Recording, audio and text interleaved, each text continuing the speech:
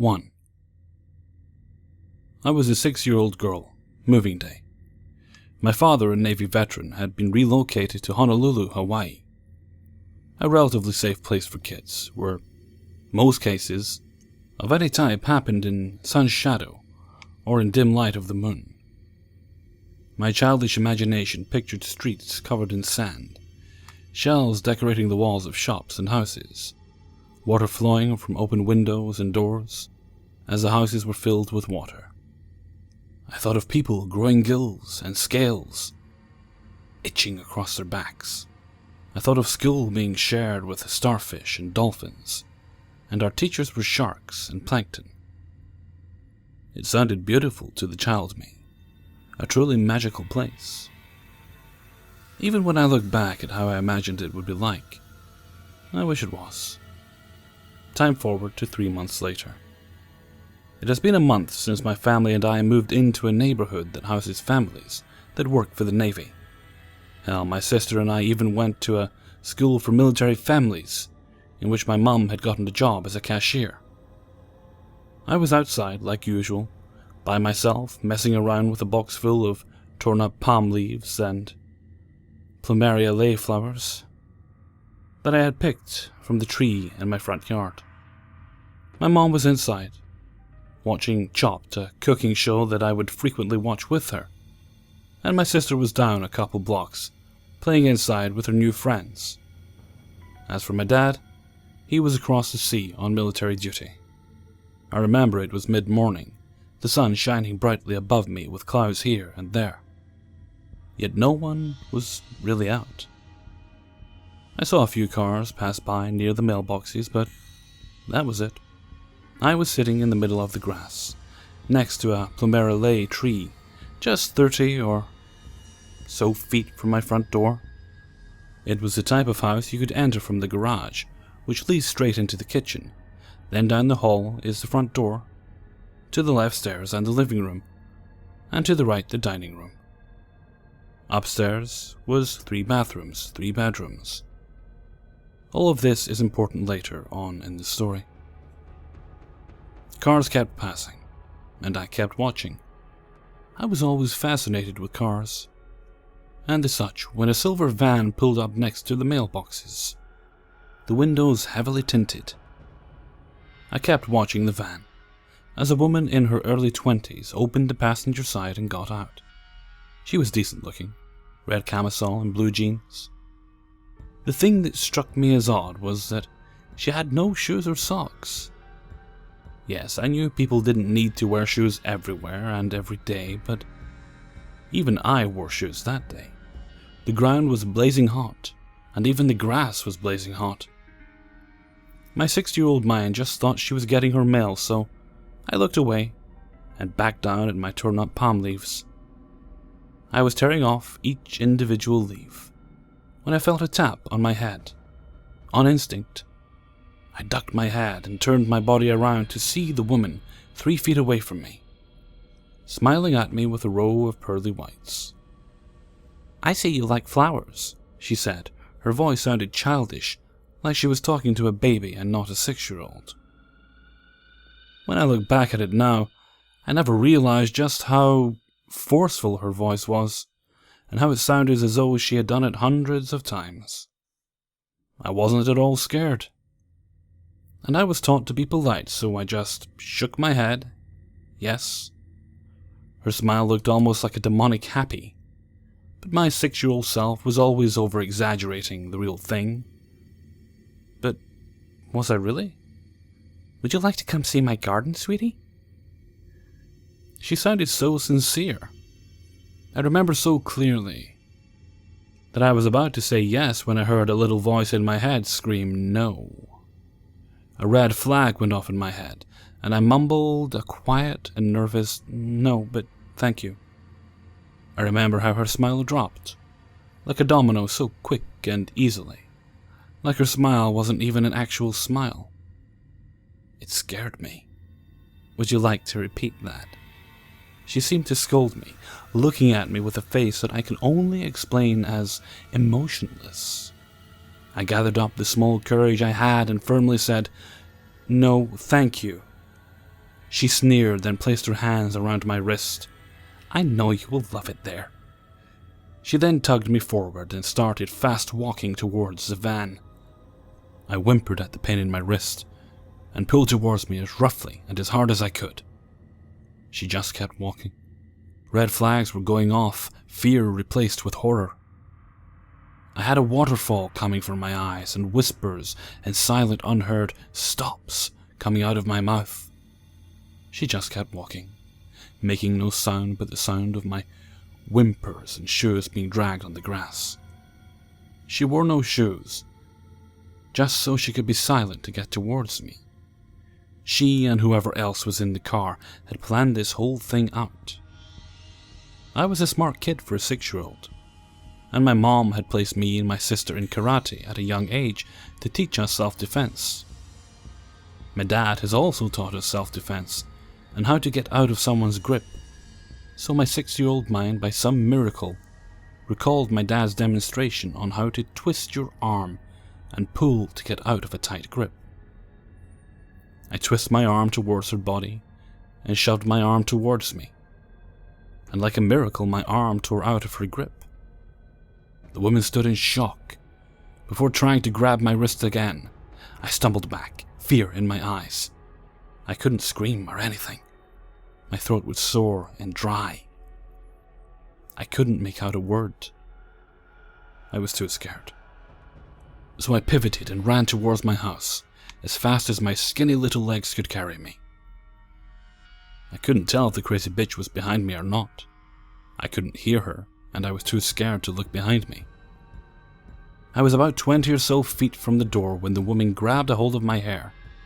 My hair has never been cut, and so it was down to my mid-back, easy to grab and see as it was black in broad daylight. I silently screamed, my throat clogging up my every word.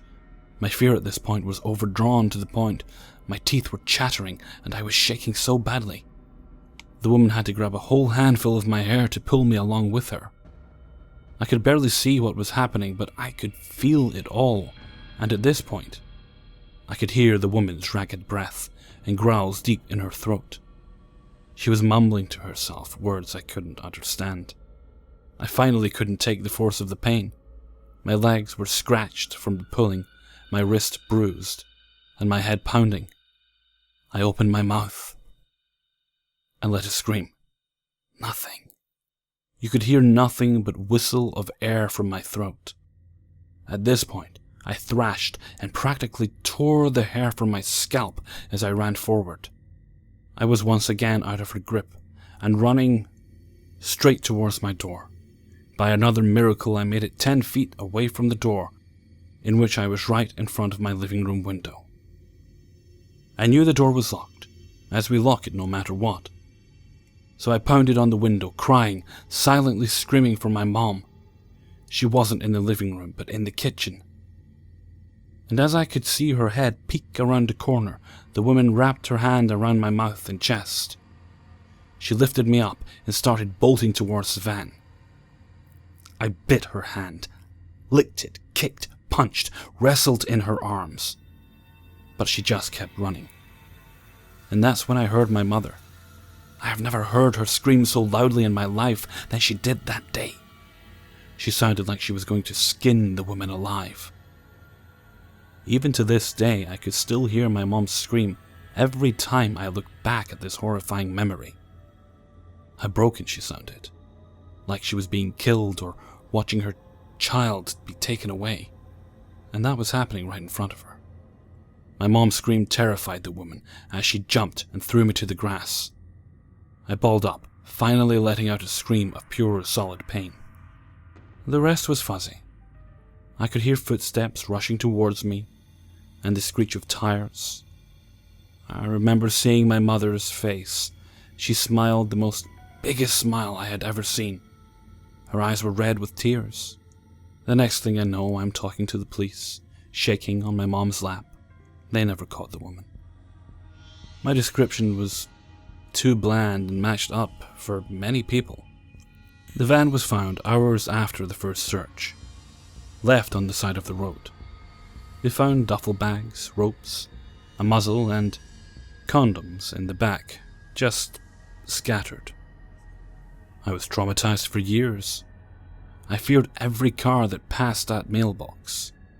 I ran inside once a car stopped at the mailboxes. We had cut my hair to my shoulders, and we had kept the door unlocked whenever just me and my sister or both of us were outside. It would be cliché if I said I saw that woman again, but I didn't. I never saw her ever again, not once. She wasn't even on the news. It was like she never existed. The after effect of the incident kept me safe, but not safe enough. But that's for another story. So, woman who wanted me to see their garden, let's not meet again. 2. A bit of background. I'm a 28-year-old female, and at the time, I was working as an equine veterinary technician. Horse nurse, basically, in New Jersey. The practice I worked for was ambulatory, meaning we drove farm to farm treating horses. I traveled with a young, mid-30s, male veterinarian every day named Dave. I always drove and he sat shotgun typing medical records. This was a couple of years ago, so the details are a tad fuzzy. We had an appointment scheduled to go out to a farm we had never been to before. I was familiar with the area, since I had grown up not far from there, and since I drove all of these back roads for my job. I had been down the road of the addresses many times before. We tapped the address into the GPS anyway, just to be sure we got to the right place so we wouldn't be late. We are driving along the road and pass a small horse farm on the right, one we had been to before. The address was a different number, so we kept driving. Across the street, there was a driveway which had no trespassing signs. The address we were going to was the driveway directly after that. We pulled in and saw a house, but it was clear that there were no horses, so we started to question if the receptionist had taken down the wrong address when making the appointment. The driveway continued on past the house, so we followed it. We passed a couple of sheds, then the driveway went between a few trees and came to another house which also didn't appear to have any horses. Then turned left back toward the road. Now I'm figuring we are not in the right place, and Dave agrees. We are stopped there in front of the last house trying to figure out what to do when suddenly 2 men get out of a truck sitting in the driveway. Dave, a native Midwesterner, who is sometimes a little too trusting, decides to roll down the window and ask for directions. The men start towards us, seeming to size themselves up to appear larger, and start circling the truck. Now I'm getting nervous. One man goes to stand behind the truck. I quickly lock the doors as the other man approaches Dave's window. Dave greets him, explains that we are lost, and asks if he can give us directions to the address we are looking for. The man just keeps staring at him with this pissed off look on his face. Thinking maybe he didn't hear him, Dave repeats himself. Before he can finish, the man interrupts him and says, "I heard you the first time. What the fuck are you doing here?" Now I'm shitting myself. This guy's a lot bigger than Dave, and I'm only 5'4", and about 120 pounds, so I'm obviously no match for this guy and his buddy, who is still pacing back and forth behind our truck. Dave starts stammering that we are a veterinarian, and we are looking for our appointment. The man says we look too young to be veterinarians and says he doesn't believe us and he wants proof. Dave gives him a business card, but he's still not convinced. He then shows the man our computer with all of our scheduled appointments. The man, still not looking entirely convinced, then tells us that we are lucky that we drove up while he was outside because he usually pulls a gun on trespassers, still giving us that angry, pissed off expression. Suddenly, my phone starts ringing. It's another one of our clients calling because her horse is cholicing, a gastrointestinal disturbance, usually gas-related or a variety of other issues such as impaction, flipped gut, etc. I'm relieved to be talking to someone else, but try to keep it cool, and admittedly, I was so distracted by this man and his friend who was still behind the truck. The man is eyeing me, so not wanting to make the situation worse, I tell her we will call her back, as the colic seems mild and she says she has it under control for the time being. While I was busy on the phone, Dave told the man the name of the client whose address we were looking for, and that seemed to change his mood. He told us that her horse was at the farm across the street, and then told us about his donkey that he used to have and the vet, recently retired, that he used to use. He then proceeded to tell us again that he regularly pulls his gun on anyone that finds their way onto his property, and again reiterates how lucky we were to catch him outside. He also makes sure to tell us that he's a retired recon Marine and would have no problem killing someone. He gives us permission to follow his driveway back out to the road. As we head out, I'm feeling happy to be alive. As we pull out of the drive, I realize it was the driveway with all of the no trespassing signs. We finally make it to the appointment and tell the client about our adventure, trying to find her address. She tells us, "Oh yeah, that's Rocky Rick. He's a bit rough around the edges. Usually pulls a gun on people. I try not to mess with him. So, Rocky Rick, let's not meet ever again." 3. I was living in Starkville, Mississippi at the time, on a weeknight. I had a business meeting on Friday morning in Baton Rouge I had to be at. I had just bought myself a nice brand new, excellent heavy-duty 2013 Ford truck. I sell tools for a living, and my truck was nicely decked out. I have tool compartments all over the place. It looks like a working man's truck when you see it. This business meeting was kind of a big deal, but not a real big deal. It was just going to meet a certain client and close on a distributing deal, so, needless to say, I was celebrating the night before. I decided I would be out all night, then come back to my place, catch a nap, shower up, and then head to Baton Rouge. A 4-hour drive for me usually. So the night had ended in the college town of Starkville. Everything closes here at 12 a.m. on the weeknight. I get back to my place, immediately fall out on my couch, set a 2-hour alarm, and get my 2-hour nap. I wake up, go about my business, and get ready. I always have a checklist for drives longer than an hour due to previous crises experiences that have come with my job. One of them being my Glock 2240. In Mississippi, a gun can be carried in your vehicle at all times, as your vehicle is considered like your house and property. Anyways, list is checked, all good to go. I get me a coffee before I leave town and it's off to the highway. After a while on Highway 25 South, I can't remember how long exactly. It was between 3 and 4-ish a.m. I do remember it being a very dead area, of nothing really around me. I hadn't seen one single car on the highway yet, which is very typical for the area around here on a weeknight. I see emergency flashing lights up ahead. A broken down van with a man under it. He had one flat tire and a smoking engine as far as I could tell before I got out. At this time I was giddy and actually excited. I had just put a nice new air tire monster of a machine in the bed of my truck. I couldn't wait to use my equipment to help this guy out, as I enjoy helping people out as much as I can, when I can.